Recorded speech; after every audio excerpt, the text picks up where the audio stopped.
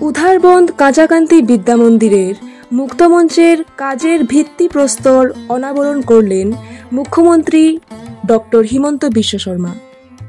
রবিবার কুম্ভীরগ্রাম বিমানবন্দর থেকে শিলচর যাওয়ার পথে বেলা 2:30টায় কাঁচাকান্তি মন্দিরে উপস্থিত হন তিনি। প্রথমে মন্দিরে পুজো দিয়ে মুক্তমঞ্চের শিলান্যাস করেন তিনি। সঙ্গে ছিলেন সাংসদ কনাথ পুরকায়স্থ, মন্ত্রী কৌশিক রায়, কৃষ্ণেন্দু পাল, বিধায়ক মিহির কান্তি সোম, বিজয় মালাকার, কমলাক্ষ দে পুরকায়স্থ, প্রাক্তন উপাধ্যক্ষ দিলীপ পাল, ডাক্তার রাজদীপ রায়, বিজেপি জেলা সভাপতি রূপম সাহা, জেলা পরিষদ সভাপতি কঙ্কন নারায়ণ সিকিদার এবং কাঁচাকান্তি সেবা সমিতির পদাধিকারী সহ দলীয় স্থানীয় কর্মকর্তারা। শিলান্যাসের পর বিদ্যা মন্দিরের ডিরেক্টরের কার্যালয়ে মুখ্যমন্ত্রী সামান্য বিশ্রাম নিয়ে শিলচরের উদ্দেশ্যে রওনা হন।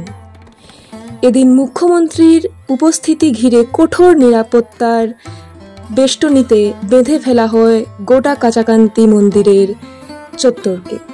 মুখ্যমন্ত্রী স্থানীয় স্কুল পড়ুয়াদের অভিবাদন গ্রহণ করেন। মুখ্যমন্ত্রীকে এদিন মামা মামা বলে স্লোগান দিয়ে শুভেচ্ছা জানায় ছাত্রছাত্রীরা।